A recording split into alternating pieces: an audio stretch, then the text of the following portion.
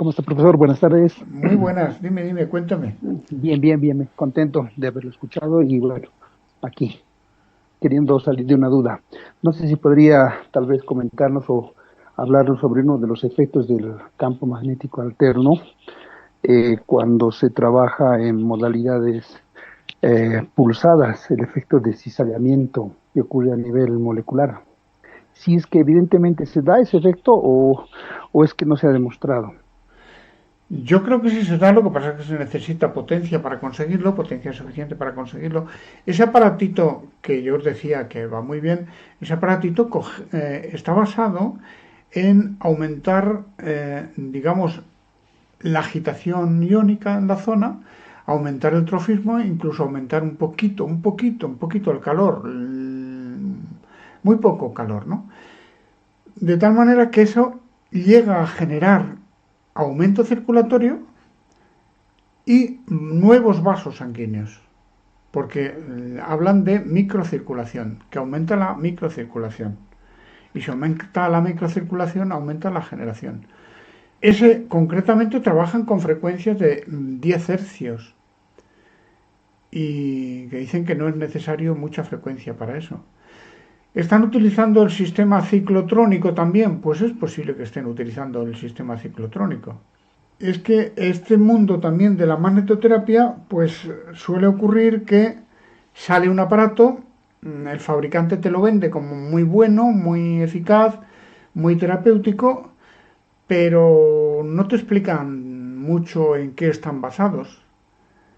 Nosotros tenemos que empezar a tratar de averiguar y tenemos que empezar a tratar de un poco establecer unas pautas mínimas o básicas para decir quiero efectos de alternos, de agitación iónica en un sentido y en otro, o quiero efectos de concentración de iones en una zona de un tipo, con una polaridad, o concentración de los opuestos, básicamente. Y luego el tema de las frecuencias, pues tiene que ver también con determinadas agitaciones iónicas que unos iones tienen una frecuencia y otros otra. Pero ahí hay, digamos, como bastante polémica. No lo sé si, por ejemplo, el tema este de los campos magnéticos basados en la resonancia magnética terapéutica tienen algo que ver o no, porque ahí, digamos, yo ese aparato lo he visto, pero sí me hubiera gustado decir, aquí tendríamos que meter ahí una bobina y tendríamos que meter un osciloscopio y que el osciloscopio captara qué es lo que hay ahí y hacer un estudio. Y la cuestión está en que hay que, porque claro, luego te hacen firmar confidencialidad y demás para usar determinados aparatos. Hay un mundo ahí tan extraño que a mí no me agrada ese mundo.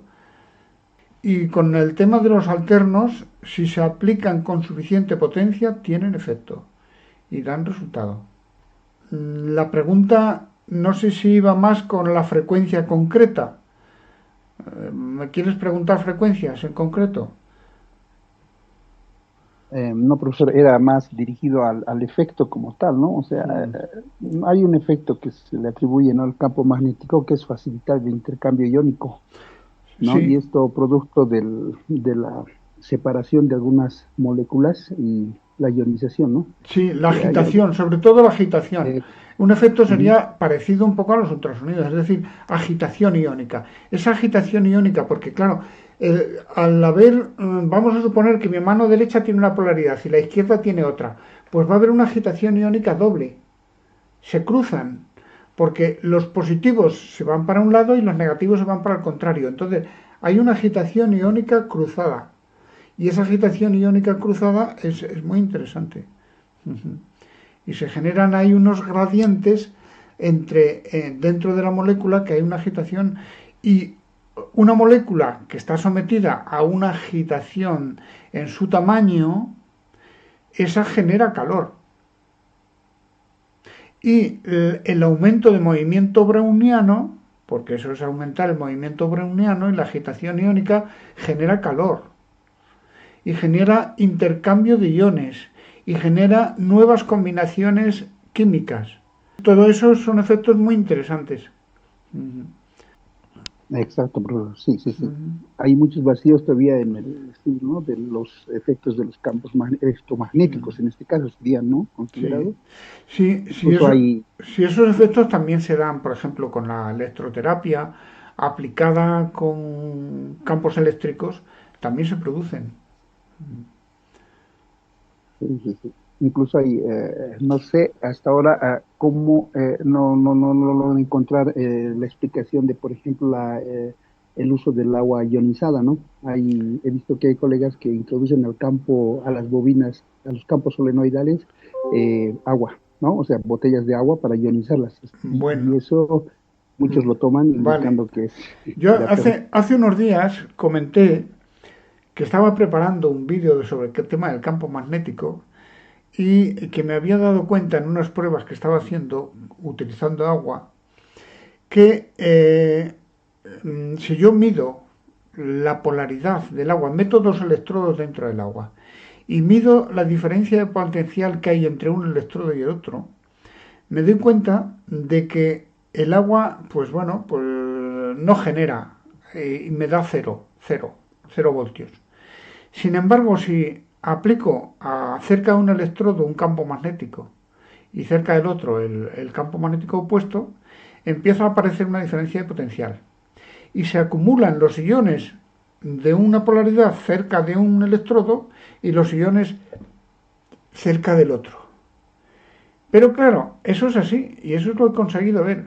Y yo lo que quería era, voy a hacer lo contrario. Ah, pero cuando llegué a hacer lo contrario, el agua se quedaba ionizada y se mantenía ionizada. O sea que ese efecto de ionización del agua se produce y se mantiene. Y eso se puede ver y se puede comprobar. Yo lo medía con un osciloscopio, pero también se puede hacer con un multímetro. Con un multímetro que es más barato que un osciloscopio y más simple, eso se puede hacer, se puede demostrar. Pero yo lo que quería era precisamente hacer la inversa y no pude hacer la inversa así como así. Tengo que seguir investigándolo y sobre todo cambiar de tipo de electrodos.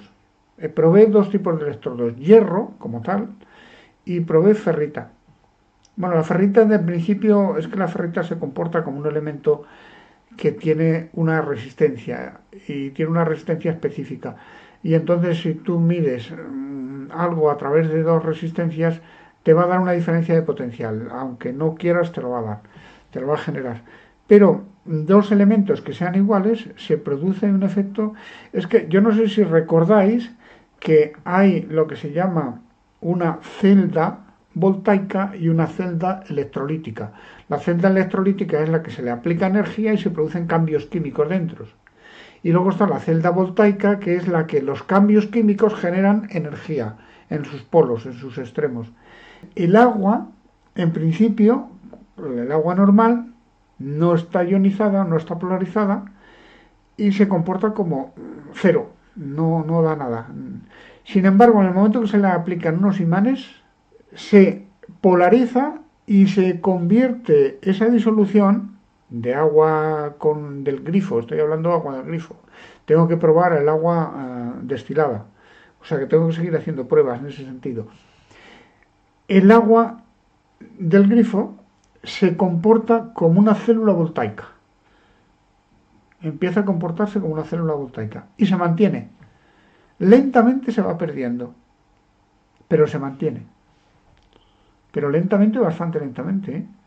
Le dejé ahí unos electrodos, lo provoqué, dejé unos electrodos una hora, fue perdiendo, pero al cabo de una hora todavía mantenía un poquito.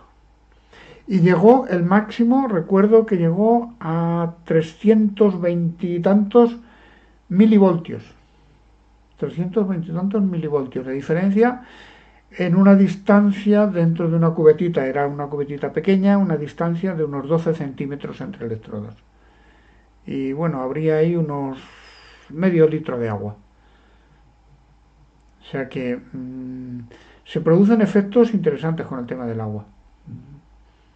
Pero todo eso hay que investigarlo. Por ahí ando viendo cosas y estoy en ello, estoy en ello. Sí. Gracias, profesor. Es importante porque como nosotros somos 80% de agua, Sí, Importante, de claro, acuerdo. es que Eso, la molécula de agua se ioniza, sí, sí. ujú. Claro, hay gente que utiliza, que dicen imanes en las tuberías para ionizar el agua y tal, y hay gente que dice que eso es una tontería, y hay gente que dice que sí, oye, que es muy interesante. Pero claro, todo eso, en principio, si pones unos imanes en una tubería, hay que saber qué polaridad quieres o qué polaridad pones, porque dependiendo de la polaridad, la ionización se produce en un sentido o en el otro. Todo eso hay que saber un poco lo que hacemos. Pero sí, sí, sí que sí se produce y es medible, y es mesurable y es observable. ¿Alguna cuestión más? Profe, buenas tardes, ¿cómo Buenas está? tardes, muy buenas. Tengo una preguntita. ¿Qué opinas sobre la aplicación de un campo magnético sumado al mismo tiempo con la parte de corrientes de baja y media frecuencia? Por ejemplo, digamos que se está tratando un paciente la parte del antebrazo con un cilindro. Se le pone la mano dentro del cilindro, pero al mismo tiempo le ponen el tema de los electrodos y la corriente dentro del cilindro. ¿Será Mm, que habrá el tema de alguna interferencia que puede pasar dentro de la física? ¿Qué podría suceder en ese aspecto? vale. Interferencias las va a haber. Ahora, ¿esa interferencia va a reforzar el efecto que quieres o lo va a interferir y lo va a perjudicar? Pues si controlas bien la situación y sabes lo que estás haciendo y tú dices, pues tengo efectos magnéticos del Polo Norte y sé que voy a conseguir unos efectos terapéuticos específicos dentro, al otro lado de la piel, ¿no? Por dentro, en el interior. Pero si le aplico la corriente que le estoy aplicando, voy a reforzarlos. Eh, bueno, pues vale, si trabajas con lógica, y sabes lo que estás haciendo, pues es posible que sea interesante. Ahora, si lo aplicas al tuntún sin saber lo que estás haciendo, si interferencia va a haber, interferencia va a haber y puede ocurrir que refuerces el efecto o que anules el efecto. La cuestión es saber qué es lo que se está aplicando. Sé que normalmente lo que se suele aplicar es el TENS. Y el TENS normalmente son pulsaciones, coincide la frecuencia de la magnetoterapia con la frecuencia del TENS. Ahí hay cosas que yo no, si se pone por ponerlo, yo no lo colocaría.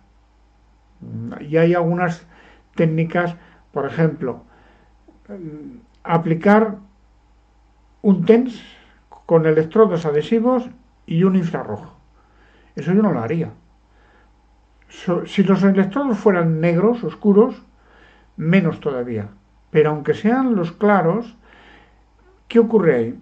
Los infrarrojos son radiaciones que vienen desde la lámpara y llegan al tejido.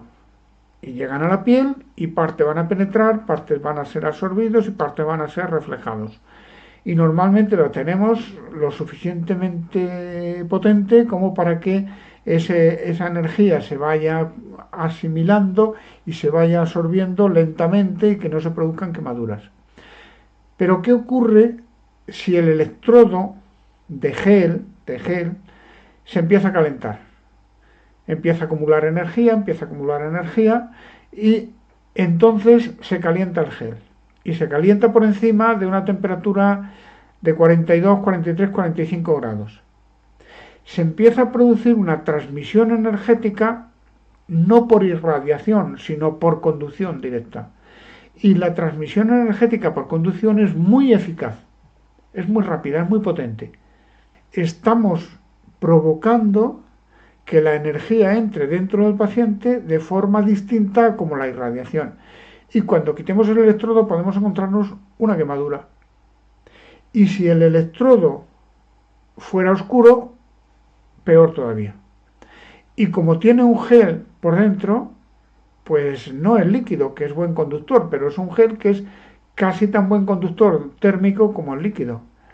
Entonces, esas aplicaciones de aplicar un infrarrojo y un TENS, por el simple hecho de que se calienten los electrodos y que el electrodo transmitiría el calor de forma por conducción, que es una transmisión térmica muy rápida y que enseguida se transmitirían muchas calorías con riesgo de producir una quemadura, pues ahí es donde está el peligro. Nosotros, como fisioterapeutas que somos, debemos tener unos conocimientos mínimos de física y tenemos que saber cómo se transmite el calor, que se transmite por conducción, por convección, por irradiación y qué características tiene cada uno.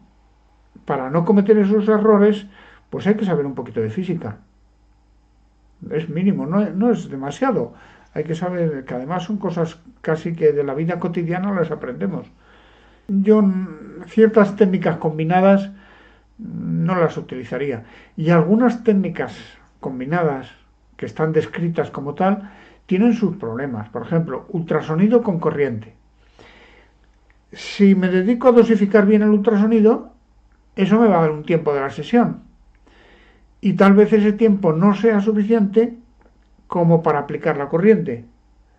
Entonces con la corriente me quedo corto.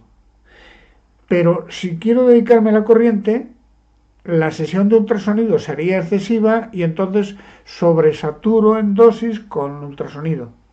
Combinar las dos bien no es fácil. Y muchas veces lo mejor es decir, bueno, ¿qué me interesa más? La parte de ultrasonido, pues bueno, me dedico al ultrasonido y le aplico ultrasonido y la corriente a la vez.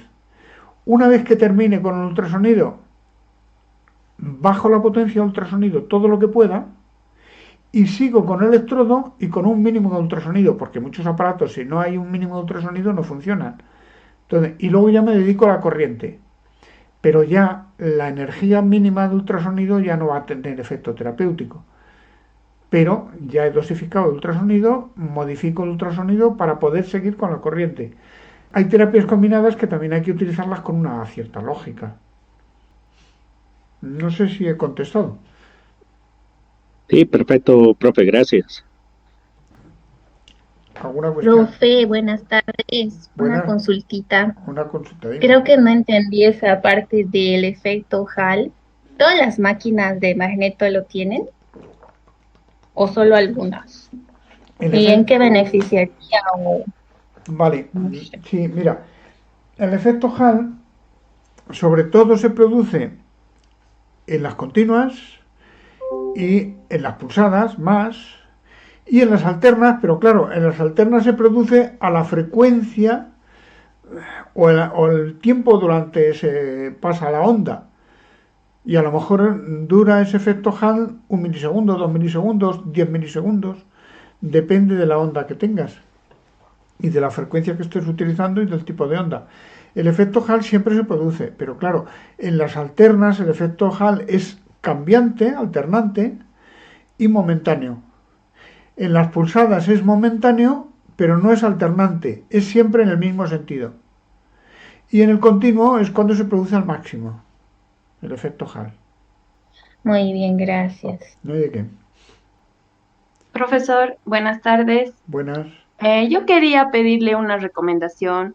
Si bien ha hablado usted de la aplicación de la magneto para activar osteoblastos, osteoclastos y demás, en el momento en el que nosotros podemos abordar dolor o un punto doloroso, ¿cómo recomienda usted aplicar las pastillas? O sea, el polo norte, el polo sur, poner en medio el punto doloroso de las dos pastillas, o ¿qué es lo más recomendable? Bueno, vamos a ver. Me han mezclado dos cosas, porque me has hablado de los osteoblastos, osteoclastos. ¿Estamos hablando del tema de regeneración ósea o nos vamos No, a... no, No, vale. de un punto doloroso. Es un punto doloroso, vale. ¿Te interesa Sí, más en tejidos blandos digamos, un proceso inflamatorio? sí. Vale. Bueno, Como un punto gatillo, por ejemplo. bueno, un punto gatillo. Punto gatillo ahí sería un casi, es que claro, puede ser más bien cronificado, una situación crónica, una situación, pero a veces están inflamados también de forma aguda. A ver, en un punto gatillo, cuando tú encuentras un punto gatillo, te vas a encontrar una zona hipersensible, hiperexcitada. irritada, el sistema nervioso irritado, porque normalmente muchas veces la mayoría de ellos coinciden con placas motoras y vas a tener una placa motora hiperexcitada. Entonces, puede estar hiperexcitada por un proceso de acidificación o puede estar hiperexcitada por un proceso de aumento de la inervación. Habría que ver qué es lo que está ocurriendo ahí. Porque puede estar, imagínate una contractura muscular, y esa contractura muscular está interfiriendo en el buen riego del propio músculo y está interfiriendo en la renovación de líquidos del propio músculo. Y ese músculo se va a acidificar. Y llega un momento en que la zona del punto gatillo se va a ver sometido a un proceso de acidificación. Pero otras veces es un proceso de que llegan órdenes de exceso de información de aumentar el tono, aumentar el tono, aumentar el tono. Es un proceso de inervación. Entonces lo primero que tienes que averiguar es qué está ocurriendo ahí. Y según lo que esté ocurriendo ahí, pues tienes que decidirte por uno o por el otro. Una de las técnicas que se suele hacer, por ejemplo, con la imanterapia, es colocar un polo o colocar el otro. Lo lógico es entender lo que ocurre y según lo que ocurre, decir, pues voy a ponerle el norte o voy a ponerle el sur. Si tú quieres bajar la hiperactividad, normalmente va a haber ahí mucho trabajo de muchos electrones, muchas cargas iónicas negativas. Y quieres rechazar esas cargas iónicas negativas, entonces le pondrías el polo sur. Pero imagínate que es un proceso de acidificación, es un proceso donde dices, esto hay que reactivarlo, esto hay que despertarlo, quiero que mejore la actividad en la zona, pues le pondrías el polo norte. Eso sería lo ideal, saber lo que quieres hacer y de acuerdo a eso decir, pues voy a probarlo a ver si funciona. Y si no, lo que se suele hacer muchas veces es, lo que pasa es que aquí te voy a hablar de una cosa que ya mucha gente la va a considerar del terreno esotérico, que es el tema de, hay técnicas de test de kinesiología, que se suele usar mucho en la imanterapia. Con el test de kinesiología pruebas el norte y haces un test de kinesiología. Pruebas el sur y haces un test de kinesiología. Y el que te dé positivo, allí lo dejas. ¿Sabes hacer test de kinesiología? Sí, la parte holística, ¿no? Ah, exactamente. Pues si sabes, Sí. yo creo que es la mejor respuesta que te puedo dar. Está bien. Sí, es que es muy bueno. Es que Gracias. ese es el terreno donde es como suele trabajar la gente que utiliza la imanterapia y que saben este tema de la kinesiología holística. Si saben hacer test de kinesiología, pues normalmente dejan el polo que les va bien. Que cuando el test le da positivo, allí lo dejan. Y es no. Ahora, lo lógico es decir, bueno, pues vamos a ver, ¿qué efecto busco?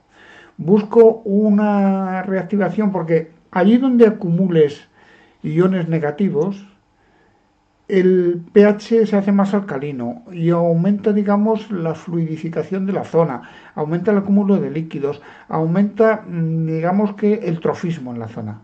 Y allí donde haya iones con carga positiva y demás, pues vas a empezar a tener, digamos, problemas al contrario. Y entonces unas veces podrías poner el positivo y otras veces el negativo. Lo ideal sería eso. Pero si no, pues bueno, pues si va a ser imanterapia, con el positivo o con el negativo, test de kinesiología. Si los sabes hacer, los manejas bien y crees en ellos, claro. Porque luego ahí entraríamos en el terreno donde a mí hay gente que me critica y dice, ¿cómo hablas de eso? Si eso no es científico. Digo, bueno, será científico o no científico, pero funciona. Cuando se hace bien, funciona. Además, la kinesiología holística, para mucha gente que no sabe lo que es complicadísima de estudiar, porque la kinesiología holística tiene 4 campos. tiene el campo, digamos, mecánico típico de los fisioterapeutas y osteopatía, tiene el campo energético, que hay varios, pero sobre todo podemos centrarnos en la acupuntura y en otras técnicas, pero sobre todo la acupuntura, que hay que dominar la acupuntura. Tiene el campo psíquico, que hay que meterse en el tema del campo psíquico, y luego tiene el campo bioquímico, que para tratar con el tema del campo bioquímico, pues o saben mucho de farmacología o saben mucho de sustancias naturales que sustituyen a la farmacología. O sea que meterse en la kinesiología a fondo, cubriendo bien los 4 campos, es complicadísimo. Y no todo el mundo, muy pocos lo dominan bien, muy pocos, porque normalmente lo que solemos hacer es dominar una parte de ellas, o bien hay psicólogos que la utilizan y entonces solamente dominan la parte esa. Hay personas que solamente utilizan la kinesiología basado en la parte bioquímica y hay otros en la parte energética y luego estamos nosotros que normalmente lo basamos en la parte digamos de la fisioterapia, la parte mecánica, o bien en osteopatía o bien en técnicas propias de fisioterapia, pero lo ideal es combinar las 4 y combinar las 4 no es nada fácil, es muy complejo y estudiar todo y dominar los 4 campos es muy difícil. Muchas gracias, profe. No hay de qué. No hay nada más por ahí.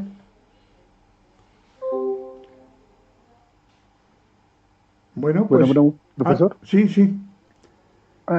Tengo una duda que siempre me ha perseguido, profesor, dentro de lo que es la terapéutica con campos magnéticos. A ver, sabemos que cuando utilizamos un campo de solenoide no vamos a tener mucho problema en cuanto a la aplicación, ¿no? Hay que introducir el segmento lo más pegado a las paredes del solenoide, ¿no? Sí. Pero, ¿qué pasa cuando utilizamos una bobina plana? Hemos visto que la densidad del campo magnético está directamente relacionado con el número de espirales, está relacionado con el flujo de carga también la distancia, ¿verdad?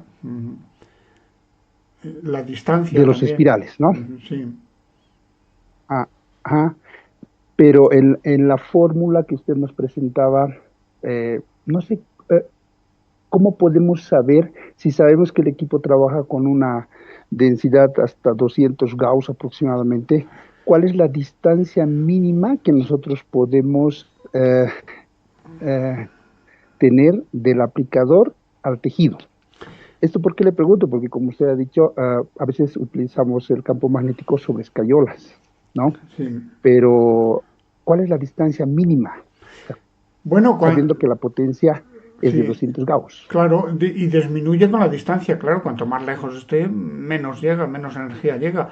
Entonces, ahí lo ideal sería que el ingeniero que lo ha diseñado nos informe de esos parámetros y nos diga cuál es la distancia adecuada, cuánto se pierde con la distancia y cómo debemos colocarlos. Ese aparato que yo os he enseñado, donde las bobinas, además de ser bobinas, estaban curvadas, ese aparato estaba precisamente pensado para concentrar el campo magnético justo lo más posible en el hueso, por esa forma de la bobina. Y yo me acuerdo que el ingeniero, pues lo que comentaba era, dice, mira, es que para conseguir concentrar el máximo efecto en un foco de fractura, pues tenemos que tener en cuenta el número de vueltas, el diámetro de la bobina y además que tenga esta forma para concentrar el campo norte en determinadas circunstancias. Entonces, ahí la cuestión sería en confiar en un ingeniero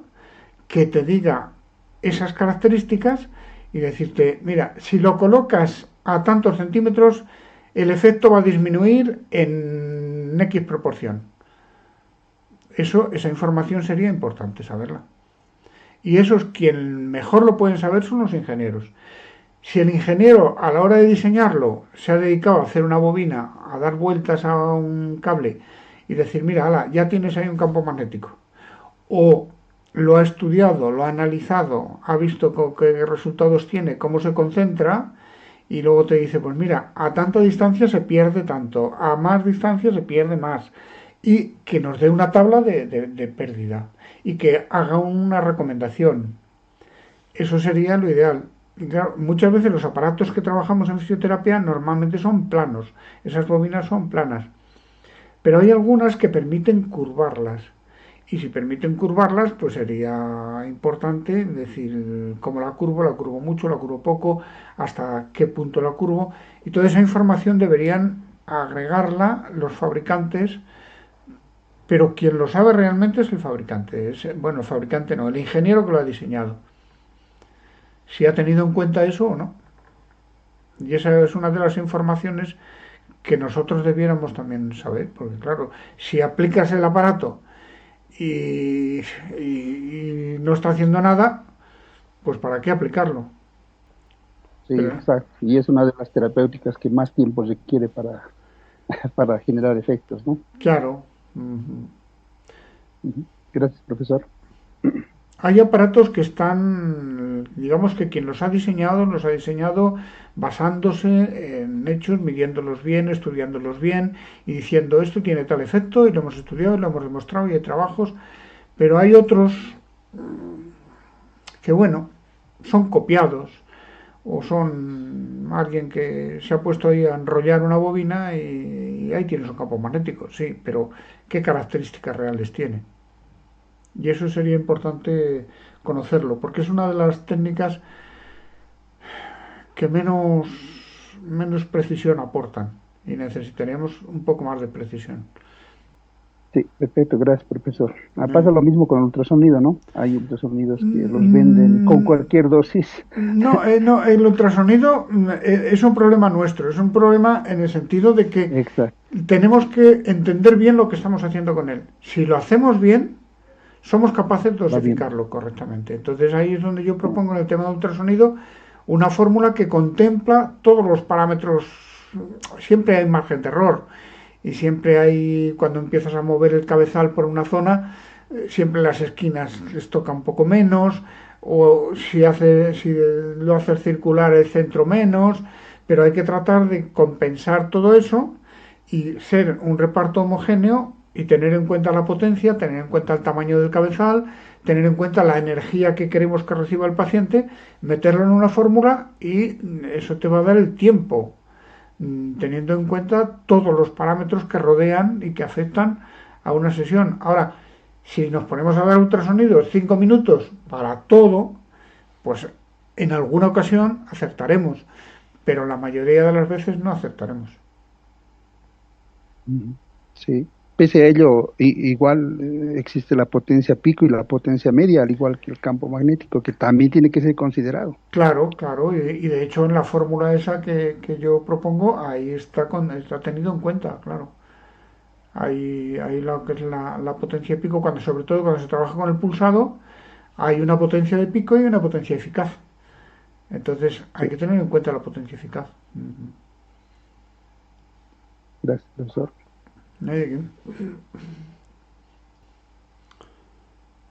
¿No hay más preguntas? ¿Lo damos por concluido? Bueno, pues nada, si no hay más preguntas, podemos darlo por concluido y daros las gracias por vuestra asistencia y vuestra atención. Y hasta una próxima, que nos volveremos a ver. Así es que un abrazo Gracias, maestro. y un abrazo a todos. Gracias, profesor. Salud.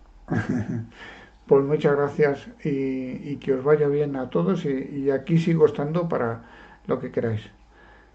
Un abrazo. Hasta Muy luego. Gracias, amable. Hasta profesor. Hasta luego. luego. Bendiciones. Hasta luego.